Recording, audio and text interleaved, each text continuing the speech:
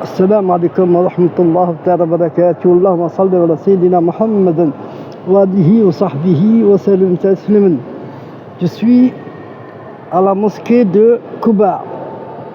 La Quba, c'est la mosquée, selon le prophète, celle qu'il a construit la première, sallallahu alayhi wa sallam.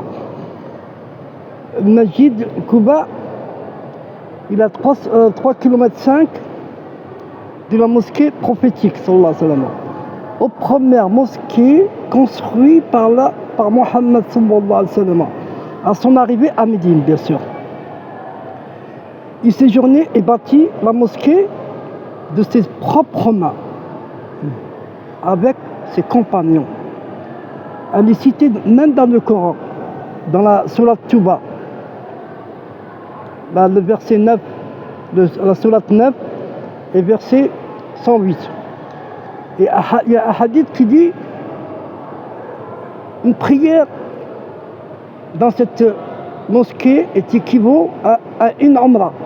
Celui qui fait ses ablutions chez lui, puis se rend à la mosquée de Quba, il prie 2 rak'at et est récompensé comme une umrah. Masha'Allah. Masha'Allah, un hadith de Tirmidhi.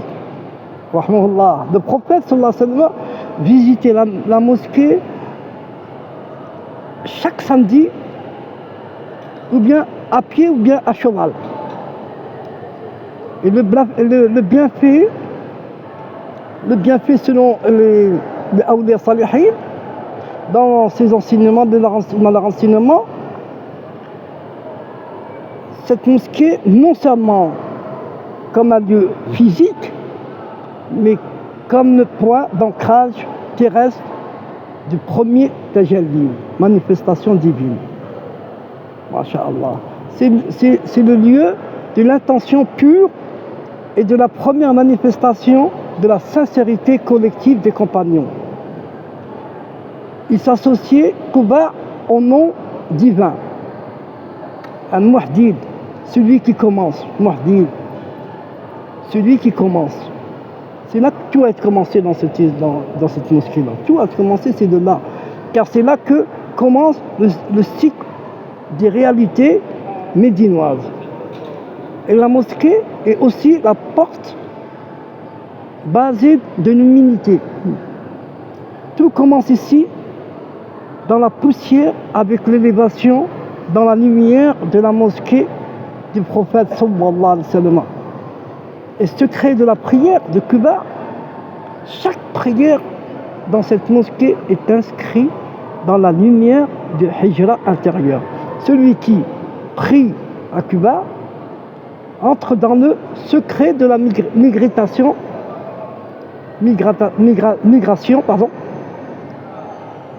de son ego vers son Seigneur. Et la pratique spirituelle qu'il faut faire dans cette mosquée est une invocation rare en rentrant dans cette mosquée.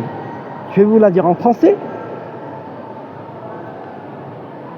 Oh Allah, fais que ceci soit une hijra vers toi et accorde-moi la bénédiction de la mosquée fondée sur la piété, sur l'humilité. Allahumma ja'al hada hijratan li ilayk wa aman'i barakata al-masjid alladhi bayna bnaha bunyan ala taqwa. Elle a été construite avec la taqwa, avec la piété. Lecture recommandée, lire la sourate Touba, verset 108. Et 2 rak'at. Masha'Allah. Masha'Allah, Masha'Allah. Pratique intérieure, en se prosternant à Quba, visualiser que ton cœur quitte ton ancien toi pour s'ancrer dans le rayonnement prophétique Masha'Allah, Masha'Allah, Masha'Allah, Masha'Allah, Masha'Allah, Masha'Allah. Et le secret spirituel rare est transmis par les maîtres spirituels, comme par exemple le Cheikh Bouzidi disait, celui qui pleure dans cette mosquée avec sincérité reçoit dans son cœur une inspiration des anges gardiens de Médine. Et Wali Salih disait, Quba est la porte du silence sacré. Qui médite là-bas sans mots peut recevoir un kesh qui veut dire ouverture spirituelle sur sa destinée, sur son avenir. Et là, une science des anges de cette mosquée, selon les Wali Salih. Des anges spécifiques gardent la mosquée de Quba. Il y en a un qui s'appelle Malik al-Niyya. Malik al-Niyya. Et cet ange qui lit les intentions des visiteurs. Chaque visiteur qui rentre dans cette mosquée, il lit son cœur et son intention. Et il y en a un autre qui s'appelle Ruh al-Tawajjud. Ça, c'est un ange qui envoie un rayon vers le cœur de celui qui s'humilie sincèrement. Et il y a un autre qui s'appelle Nour al-Hijra. Celui-là, c'est un ange qui inscrit les pas vers Quba comme des pas vers Allah. Celui qui va, par exemple, de sa maison à cette mosquée, c'est comme si qu'il avance vers Sidi Rabbi, vers Allah subhanahu wa ta'ala. Pour ceux qui ne peuvent pas s'y rendre, comme certains, c'est possible d'avoir son bienfait et son mérite. Comment? Celui qui prie 2 rak'at chez lui avec l'intention, tout départ de l'intention, mes frères et sœurs, avec l'intention sincère d'être dans cette mosquée, et celui qui pleure de désir d'y être sera inscrit parmi ceux qui l'ont visité,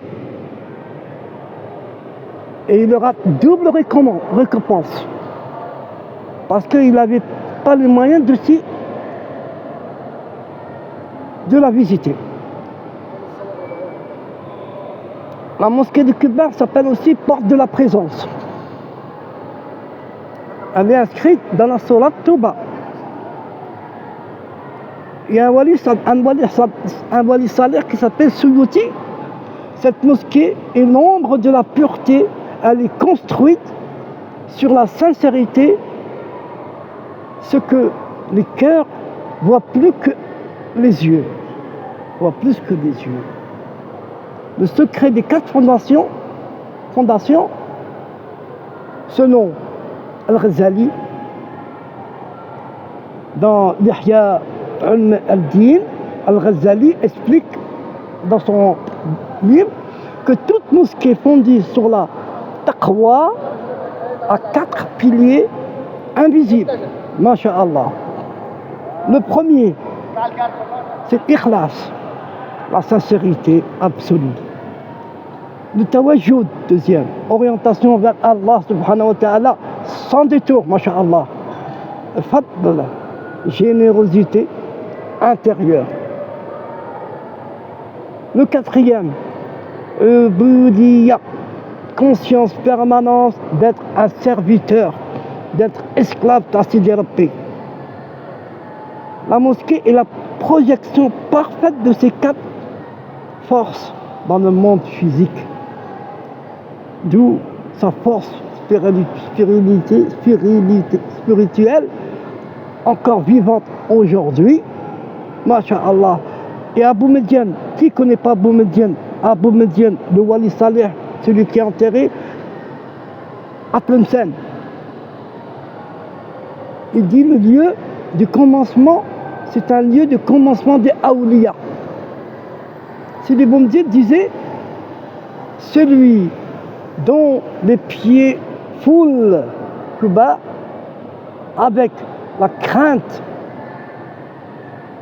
et l'amour du prophète sallallahu alayhi wa sallam commence sa propre hijra vers la wilaya, qui veut dire vers la sainteté.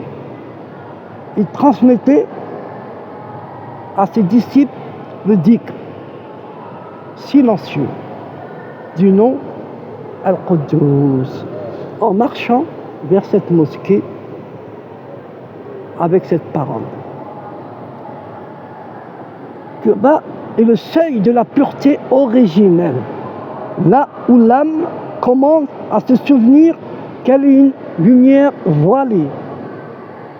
Le récit, j'ai un récit là, de Cheikh Abd al-Qadir Jilani, la lumière qui parlait. Il y a un homme pauvre du Yémen, marchait pieds nus jusqu'à Médine. Il ne connaissait personne, il avait rêvé 3 fois du prophète sallallahu alayhi wa sallam, lui disant, prie dans cette mosquée Quba, là-bas ta dette sera effacée. Il s'exécuta, il pria 2 rak'at dans la mosquée de Quba et tomba en pleurs d'un seul coup. À sa prosternation, il attendit une voix lui dire, une voix intérieure lui dire, je suis la lumière de ton effort, parce qu'il est venu à pied de Médine au Yémen et pieds nus. J'ai vu ta marche, j'ai compté tes pas. Le trône a résonné de ton nom. Va à la porte de la mosquée et il y a un homme qui t'attend. Subhanallah. Il trouve un riche marchand qui l'accueillit, bras ouverts, régla toutes ses dettes et l'invita à la tariqa qu'il avait. L'homme devint plus tard un grand wali, un grand saint. Jilani, Abd al-Qadir Jilani conclua, la terre de Quba est animée. La terre de cette mosquée, elle est vivante d'intelligence. Elle parle à ceux qui marchent pour Allah, même sans voix. La science subtile de Awliya sur Quba, sur cette mosquée, chaque prière, chaque pierre de cette mosquée est un harf. Harf qui veut dire une lettre d'un nom divin. Celui qui médite là-bas peut entendre la récitation des pierres, même les pierres, idkrullah. Même les pierres, ils récitent le nom d'Allah. Il y a une pratique qui a été transmise dans cette mosquée. Vous faites 2 rak'at avec une intention au secret de la piété. Dévoile-moi le voile de mon ego. Ya sira al-taqwa, akshaf li hijab al-nafsi. Il y avait notre wali Salih qui disait de Quba a gardé par un ange nommé Raqib al-Tawj, oui, ça je vous l'ai dit, qui regarde le cœur de chaque visiteur. Une pierre faite avec les larmes sincères, donc Quba ouvre le diwan al-Rida, c'est-à-dire le registre du contentement divin. Si tu veux que le prophète sallallahu alayhi wa sallam le prophète te regarde, pleure une seule larme pour lui à Quba, c'est là que ses regards percent le voile. Qui veut dire, quand vous arrivez à Médine, Inch'Allah, avant de rentrer à Médine, venez dans cette mosquée et après, allez visiter Rasulullah sallallahu alayhi wa sallam.